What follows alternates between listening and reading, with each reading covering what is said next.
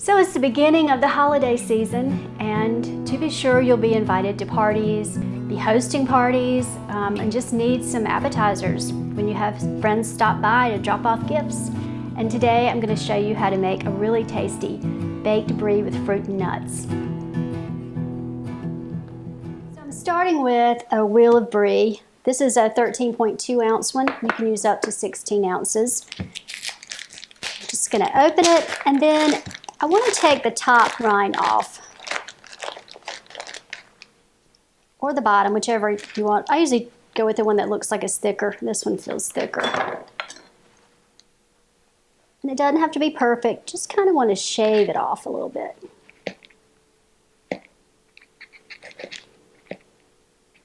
It's pretty good.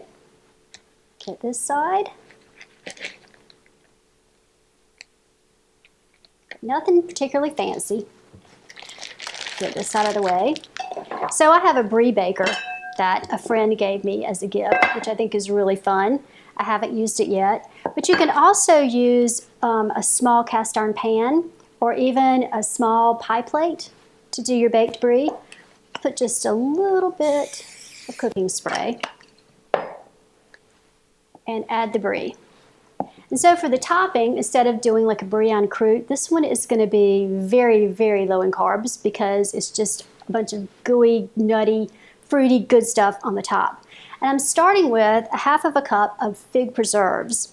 Use fig spread, fig preserves. They're over maybe in the gourmet section more than you would just find with your normal jams and jellies, but they're readily available and it's delicious. So to that I'm going to add just a mixture of dried fruit and nuts. I have cranberries and salted pepitas, chopped pecans, toasted sliced almonds, and some dried diced pineapple. You could also use mango, papaya, cherries, blueberries, whatever you like. I'm just going to mix this together.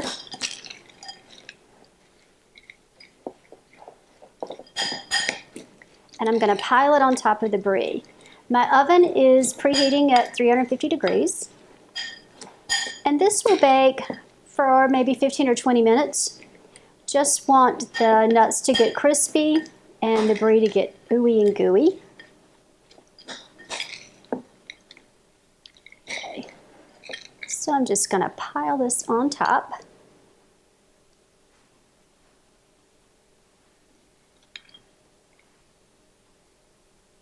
It's very sticky. You're going to have to use your fingers.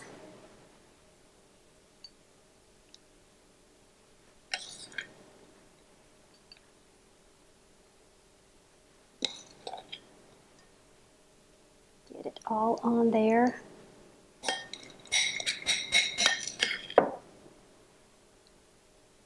This is a fun dish to take if you have to take something to a potluck.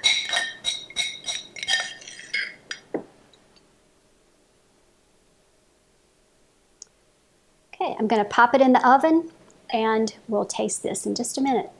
Okay, so the brie is out of the oven and it's gooey and melty. And before I serve it, I just need to drizzle some honey, about a quarter of a cup to the top.